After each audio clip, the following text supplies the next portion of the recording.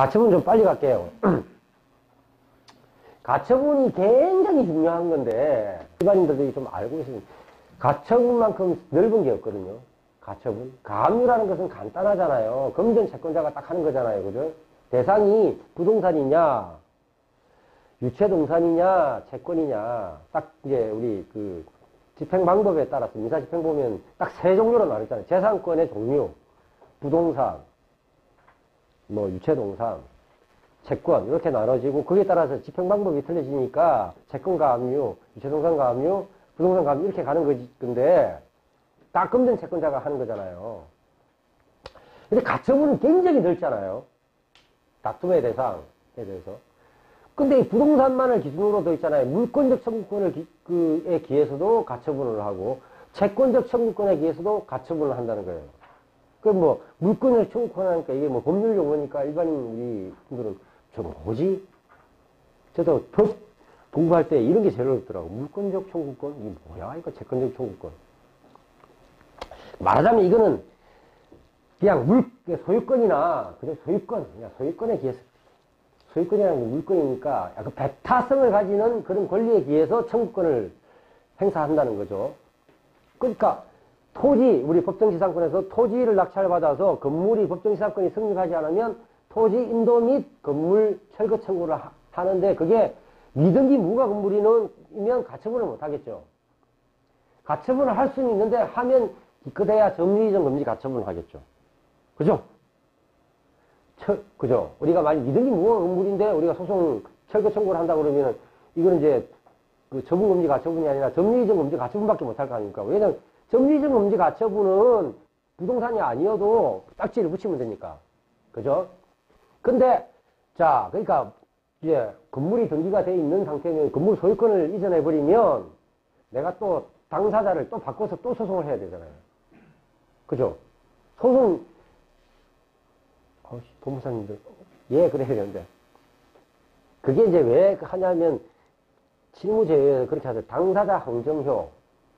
그러니까 소송, 왜냐면 이겨요, 무조건. 내가 법정상에 성립하지 않는 건물을 철거 청구를 하면 그 사이에 등기된 건물을 팔고 100번을 팔아도 내가 소송상 이긴다는 것은 확실하잖아요. 그죠? 그렇지만 갑한테 소송하고 있는데 소송 도중에 을로 팔고 나면 갑한테 판결 받았다 하더라도 을에게 집행을 못 한다고요. 변론 종결 후에 승계인이 아니니까 기판력이 미치지 않는다. 이렇게 된다고. 그러니까 얘가 100번을 팔아도 계속 미치게 하려면 어떻게 합니까? 소송을 2번 하면 미치게 하려면 뭡니까? 처분금지 가처분을 하는 거라고요. 처분금지 가처분. 그러면 갑에 대해서 딱 처분금지 가처분하고 소송을 제기했는데 얘가 을로 팔았어. 근데 그 사이에 또 그 병으로 팔았어? 정으로 팔았어? 무로 팔았어? 그럼 판결이 딱 나왔잖아요. 그러면 쭉쭉쭉쭉 성계 집행문만 받으면 되잖아요. 성계 집행문. 그때는 소송을 2번, 3번, 4번 할 필요가 없잖아요. 성계 집행문만 받으면 된다는 거예요. 그런 목적으로 가처분을 하고 하는 이유가 당사자를 한 소송 하나에 한정시키겠다는 거죠. 고정시키겠다는 거죠. 그게 목적이죠. 가처분의 목적이. 이 채권적 청구권이 문제인데, 왜냐하면 성설이 가처분이 어떻게 될 것이냐를 보는 거거든요. 근데 우리가 이 채권적 청구권도 있잖아요. 가처분은 넓어요.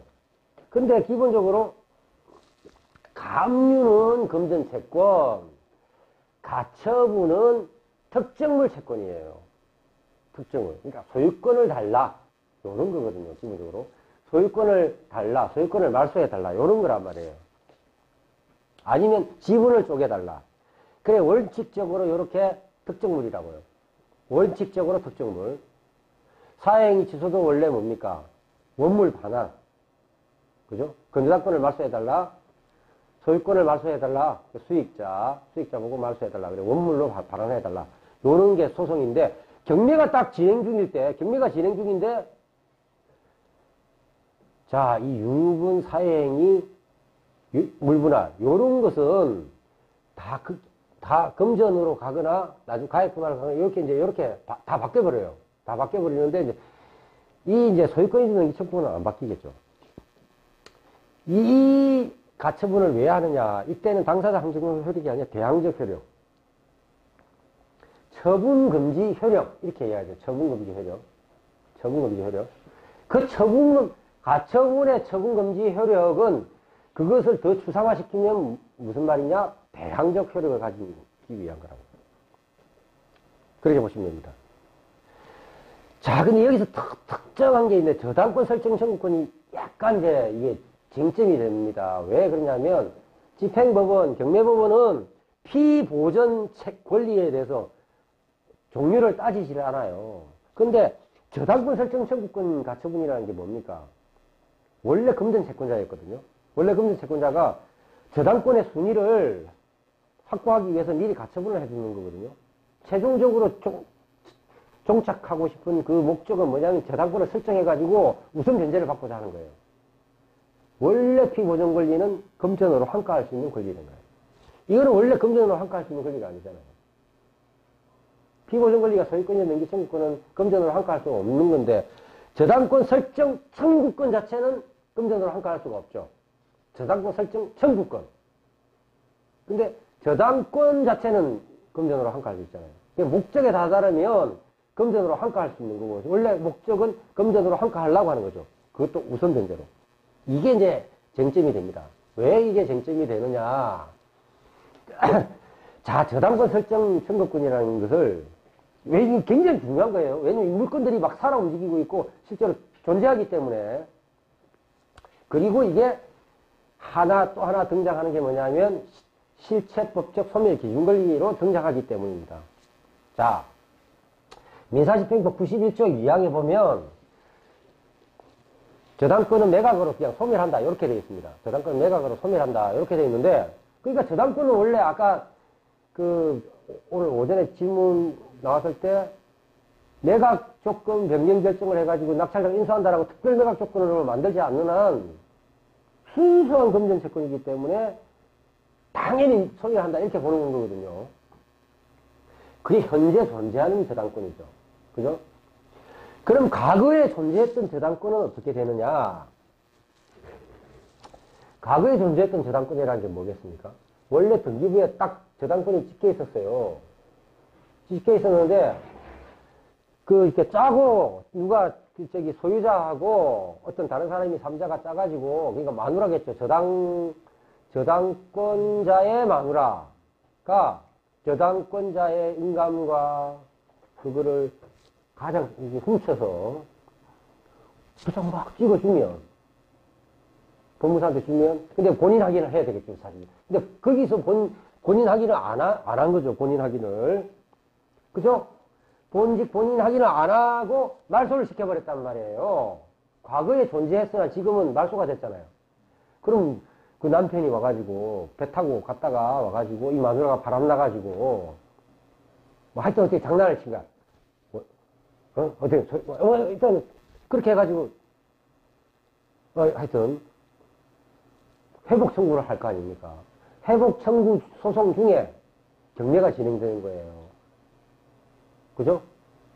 근데 그 회복 청구 소송 하기 전에 빵 때림을 많이 했다고 가처분을 딱 한 거예요. 저당권 회복 청구를 위해서 뭐 가처분을 했다고 칩시다. 그러니까 실제로 과거에서 존재했던 저당권이라는 것은 나중에 이 경매 절차에서는 어떻게 되느냐 이렇게 보니까 원인 없이 말소된 근저당권 설정 등기 회복 등기 절차 이행과 회복 등기에 대한 승낙의 소송 도중에, 그죠? 저당 목적물인 부동산에 대해서 경매 절차가 진행되어 매각 허가 결정이 확정되고 매수인이 매각 대금을 완납한 경우에 회복 등기 절차 이행이나 회복 등기에 대한 승낙의 예서 표시를 구할 법률상 이익이 있느냐? 없다! 왜? 저당권은 매각으로 소멸한다. 어차피 네가 뭔가를 회복해봐야 이 경매 절차에서는 무조건 금전으로 환가시켜버릴 거야. 그러니까 어차피 너는 소멸될 운명이야. 네가 돈을 여기서 받고 안 받고는 차원이 이제 다른 문제다. 너 확 받았더라면 되었을 것은, 야, 배당 순위 따라서 부당이득 반환으로 청구하는 것은 변론으로 하고, 이미 소유권이 다 넘어갔는데 다시 이제 와서 새삼스럽게 다시 근저당권 해주세요, 승낙해주세요라는 것은 소의 이익이 없다는 얘기예요. 됐습니까? 저당권은 매각으로 소멸한다. 요 그대로 관통되는 거예요. 이해됐죠? 자, 이제, 이 가지는 뭐 판례가 있으니까. 근데, 그럼 장래는 어떡하냐, 이거, 장래. 장래는 뭡니까? 그러니까 장래는 원래 건저당권이 설정이 안 됐어요. 그러니까 다 토지 건저당권자가, 자, 누가 건축을 하겠다고 하니까, 은행에서, 자, 그래, 돈 빌려줄게. 토지 건저당 잡았죠? 공장을 지어요.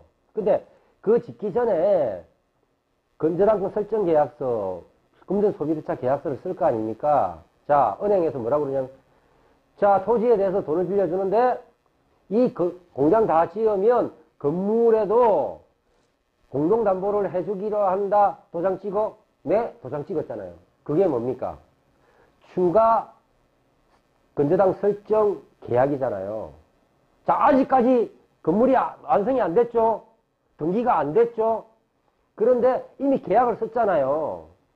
건물이 완성되면 건물에도 공동담보를 해주기로 한다. 계약을 썼잖아요. 계약을 썼다 하는 것을 약정이라고 그러죠. 약정에 의해서 건물이 다 완성되면 저당권을 등기를 칠 수 있는 청구권이 은행에 있죠. 약정, 저당권, 설정, 청구권이 있잖아요. 됐죠, 그죠? 자, 근데 쭉 짓고 있는데 다 고쳐 다 올라갔는데 얘가 부도가 딱 난 거예요. 자, 건축허가를 받았으니까 어떻게 하겠습니까? 자, 나는 돈 빌려줘 돈을 받아야 될 채권자이지만 건물은 1순위 건저당권이 돼 있지만 자, 감유를 금전채권자잖아요. 금전채권자잖아요. 은행에 돈 빌려줬으니까 금전채권자인데 자, 직권보존등기 신청하면서 원래는 직권보존등기를 신청하면서가 아니죠. 자, 감유를 신청하면서 직권보존등기 신청할 수 있겠죠. 금전채권자니까 받아줄 거예요. 금전채권자니까 나 금전소비주차 계약서 있잖아요. 그러니까 건물에 감유해주세요 하면서 직권보존등기 신청할 수 있단 말이에요. 그러면 직권보존등기가 먼저 되고 감유가 딱 지키겠죠. 그러면 나중에 배당 절차가 하면 어떻게 됩니까? 감유는 일반 채권이잖아요. 먼저 때려봐야 그 다음에 건주당 들어오고 하면은 동순위 배당, 그게 안분흡수 배당인데 그렇게 안 한단 말이에요. 감유를 안 한다고요. 뭘 합니까? 가처분을 한단 말이에요. 약정이 있잖아요. 약정, 건저당 설정 청구권, 을피보전 권리로 하는 가처분을 하죠. 왜 가처분을 했느냐? 내 청구권이 약정, 건저당 설정 청구권이라는 그 청구권은 특정물 채권이기 때문에 가처분을 한 거예요. 그리고 굳이 또 가처분을 한 것은 금전 채권자이긴 하지만 일반 채권으로 등기가 되어버리잖아요. 근데 약정, 저당권 설정 청구 가처분 해놔갖고 내가 승소하면 쭉 밑에 건저당권이 딱 형성되죠. 그죠? 판결받으면 건저당권이 형성될 거 아닙니까? 그럼 그 순위가 어디로 올라갑니까? 순위가 저 위로 올라가잖아요. 그것을 뭐라고 그럽니까? 처분금지 가처분. 가처분의 순위 보전의 효력이라고 이야기를 한다고요. 처분금지 가처분에도 순위 보전의 효력이 있어? 이게 순위 보전의 효력이에요. 순위 보전의 효력. 그러니까 타고 올라갔잖아요. 저당권만큼 순위 보전이 중요한 게 어디 있습니까? 가등기만 순위 보전이 중요한 게 아니라 저당권이야말로 담보권 1순위, 2순위, 3순위가 그 배당의 사활을 하는 거 아닙니까? 그죠? 그 순위 보전의 효력도 대항적 효력이라는 거죠. 그죠? 그리고 그것은 우선 면제권을 보호하는 거죠. 자, 그랬을 때, 그죠? 그랬을 때, 자, 봅시다. 이제, 또 하나의 시체법적 소멸 기준 권리가 나오는데, 이 가처분이, 99년 1월 26일 이 가처분이 지금 이 경매 당시에 낙찰자 인수